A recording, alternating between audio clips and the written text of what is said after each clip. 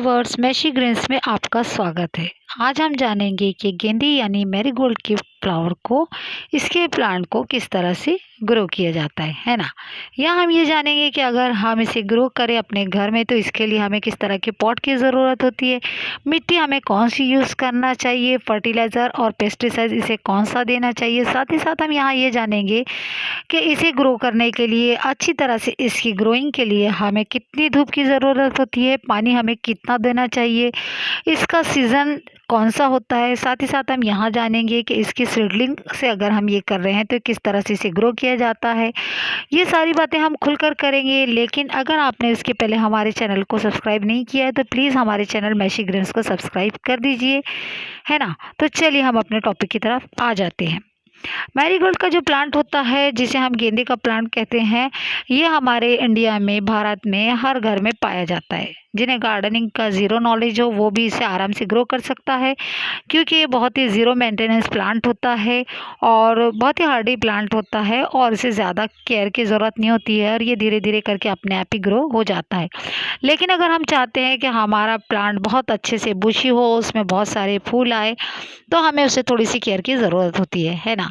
तो चलिए बात करते हैं कि हमें इसे किस तरह से प्रोपोगेट करते हैं। तो इसके प्रोपोगेट करने के तो दो तरीके हैं। एक तो ये सिंपली यही है कि इसे ग्रो करने के लिए आप नर्सरी से एक प्लांट लेकर आ जाइए। इसमें 2-3 कलर्स आते हैं, ऑरेंज, येलो और थोड़ा रेड कलर जैसा होता है, वो भी डार्क ऑरेंज रहता है। 3-4 रहते हैं। मेरे पास ये जो है ये देसी है, इसमें बहुत ही छोटा फ्लावर होता है। आजकल हाइब्रिड के भी निकल गए हैं, आप उससे भी ग्रो कर सकते हैं, है ना। और इस प्लांट को जो है, ये जो मैरीगोल्ड का जो प्लांट है, जनरली हम इसको अपने पूजा घर में बहुत देखते हैं और पूजा के जो माला होती है, हार वगैरह होते हैं, उसमें ये फ्लावर का बहुत ही महत्व होता है। तो अगर हम इसे अगर अपने घर में ग्रो करना चाहें तो जो पूजा की जो माला होती है उसे हम फूल धीरे से निकाल लें उसे एहतियात से, और उसके बाद उसके फूलों को हमें ऐसे ड्राई कर देना चाहिए और सूखने के बाद हम उसे किसी पॉलीथीन में या फिर पेपर में हम उसे लपेट कर रख दें। और जब हमें इसे ग्रो करना है तो हम उसे बस ऐसे ही हल्का सा उसे फैला देना चाहिए। फूलों की पंखुड़ियों को हमें अलग अलग नहीं करना चाहिए, क्योंकि इसी में उसके सीड्स होते हैं। बस हमें ऐसे ही छोड़ देना चाहिए। हल्की सी मिट्टी डाल दें, हल्का सा पानी दे दें, स्प्रिंकल कर दे, तो वो कुछ दिन के बाद अपने आप ही ग्रो हो जाते हैं, है ना।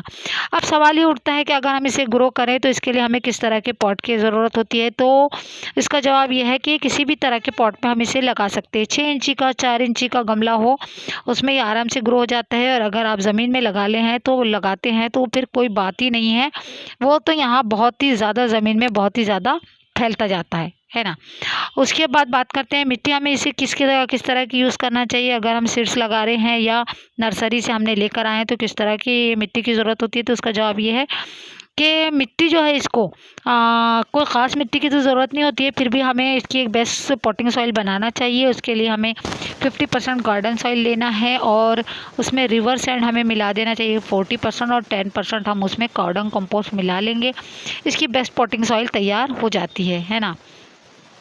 अब बात करते हैं कि इसे कितनी धूप मिलना चाहिए। तो ये जो प्लांट होता है, इसे फुल्ली सनलाइट की बहुत ज़्यादा ज़रूरत होती है। इसे 6 से 8 घंटे आप आराम से धूप में रख सकते हैं। इसे जितनी ज़्यादा धूप मिलेंगी, इसके फ्लावर्स उतने ही ज़्यादा अच्छे होते जाएंगे और पौधा आपका बहुत ही अच्छी तरह से ग्रो होगा, है ना। और जब हमारा ये प्लांट जब हम लगाते रहें तो देखिए, इसके अंदर जब ये आपको इसको बुशी और घना बनाना है तो इसकी सिंपल टिप्स ये होती है कि जो ऊपर की जो पत्तियाँ होती है, जो नई नई निकलती है, उसे हमें पिंच करके तोड़ देना चाहिए। उससे क्या होता है कि नई नई ब्रांचेस नीचे से निकलना शुरू हो जाती है ना। चलिए अब बात करते हैं कि इसे पानी कितना देना चाहिए। तो पानी का इसका ऐसा है कि इसे ज़्यादा पानी की ज़रूरत नहीं होती है, और इसे क्या, किसी भी प्लांट को आप तभी पानी दें जब इसमें आपको मिट्टी गीली लगे, मिट्टी ड्राई लगे, तभी दें। ऐसा नहीं है कि मैकेनिकली हमने बस पाइप उठाया और सारे प्लांट को हमने पानी देना शुरू कर दिया। वैसे भी इस प्लांट को बहुत कम पानी की ज़रूरत होती है। आप इसे अल्टरनेट डे पर पानी दें। बहुत ज़्यादा पानी देने पर इसकी जो जड़ें रहती है बहुत ही डेलिकेट्स होती है और नाजुक होती है, और वो क्या होती है कि गल जाती है, पौधा मरने का ख़तरा बना रहता है और रूट रॉट्स की प्रॉब्लम हो जाएंगी, पौधे की जड़ें गल जाएंगी और पौधा धीरे धीरे करके ख़त्म हो जाता है ना। जब हम इसकी वाटरिंग करें तो सिर्फ इस बात का ध्यान रखें कि इसके फ्लावर जो होते हैं थोड़े डेंस होते हैं। ये देखो बहुत ही मोटे रहते हैं, मेरे पास तो देसी है इसलिए कम है, लेकिन बहुत ही मोटे और गुच्छे में रहते हैं। तो उसके ऊपर अगर पानी अटक जाए, रुक जाए, पानी ठहर जाए तो क्या होता है कि उसमें फंगस लगने का खतरा बना रहता है। इसी तरह पत्ते पर भी हो जाता है, इसलिए जब भी आप इसे पानी दें तो मॉर्निंग के टाइम ही दें, यानी 4 बजे के अंदर अंदर आप दे दें, ताकि अगर आपके इस पे फूलों पर या पत्तियों पर अगर पानी पड़ भी गया हो तो वो धूप की या हवा की हेल्प से वो सूख जाए, है ना। अब बात करते हैं इसके फर्टिलाइज़र की। तो देखो इसे ज़्यादा ओवर फर्टिलाइज़र की ज़रूरत नहीं होती है। अगर आप इसे ओवर फर्टिलाइज़र देंगे तो इसमें होगा क्या कि पौधा बहुत अच्छा घना बुशी और बहुत शानदार हो जाएगा, लेकिन नाइट्रोजन ज़्यादा मिलने से इसकी सिर्फ पत्तियाँ ही पत्तियाँ बढ़ती जाएंगी और इसमें फूल नहीं आएंगी। इसलिए अगर आप इसको देना है तो आप एक काम कीजिए, इसके अंदर NPK फर्टिलाइज़र आप इसे आराम से दे सकते हैं और उसमें आप पोटाश भी मिला सकते हैं। यानी 1 लीटर पानी में आपको 1 टीस्पून NPK फर्टिलाइज़र और आधा टीस्पून आप पोटाश मिलाकर उसका लिक्विड बनाकर इसे महीने में सिर्फ 1 बार इसको फर्टिलाइज़ करें, है ना। चलिए अब बात करते हैं पेस्टिसाइड की। तो इस पे पेस्ट का अटैक तो वैसे बहुत कम होता है, लेकिन सर्दियों का टाइम है और ये सीजनल प्लांट होता है, ज़्यादातर इसमें फ्लावर सर्दियों के दिन में ही आते हैं। तो आपको इसे नीम ऑयल का स्प्रे करना है। नीम ऑयल का स्प्रे करने के लिए 1 लीटर पानी लेना है, उसमें 10 ml आप 1 टीस्पून आप नीम ऑयल डाल दिए और साथ ही साथ उसमें आधा टीस्पून आप सोप भी डाल दीजिए, लिक्विड सोप। उससे क्या होता है कि जो नीम ऑयल होता है, अगर सॉल्युबल ना हो नीम ऑयल तो वो पानी ही जब पत्ते पर पड़ता है स्प्रे तो वो ऑयल नीचे गिर जाता है। उसे टिका कर रखने के लिए हमें सोप का यूज़ करना बहुत ज़रूरी होता है ना। ऐसा आप महीने में 1 बार कीजिए।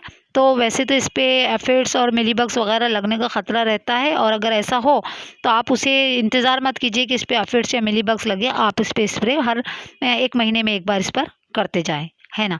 और ये जो प्लांट होता है ये पॉलिनेटर्स को बहुत ज़्यादा अट्रैक्ट करता है। पॉलिनेटर्स मतलब बीज, हनी बीज, छोटी छोटी चिड़िया या फिर जो तितलियाँ वगैरह होती है, भंवरा, वो इसके ऊपर ज़्यादा अट्रैक्ट होते हैं। वो क्या करते हैं कि एक फ्लावर एक यहाँ इस एक प्लांट से अगर हम 2-3 प्लांट्स अगर गेंदे के रख रहे हैं तो एक प्लांट से निकल कर वो पॉलिन ग्रेन्स इसके लेता है और दूसरे प्लांट्स पे लगा देता है। उससे क्या होता है कि इनमें फर्टिलाइजेशन होता है और पौधा के अंदर प्लांट्स में बहुत सारे फ्लावर्स आने लगते हैं। इसीलिए क्या करते हैं कि अगर आपके पास वेजिटेबल्स या फ्रूट्स का अगर आपके पास जहाँ गार्डन हो वहाँ आप इसे ज़रूर लगाएं, ताकि पॉलिनेटर्स को क्योंकि अट्रैक्ट करता है, तो वहाँ भी जब ये जाएंगे तो आपके वेजिटेबल्स और फ्रूट्स की बहुत अच्छे से पॉलिनेशन हो जाएंगी और फिर वहाँ फर्टिलाइजेशन ज़्यादा होगा, तो आपको वेजिटेबल्स और फ्रूट्स बहुत ज़्यादा मिल सकेंगे, है ना।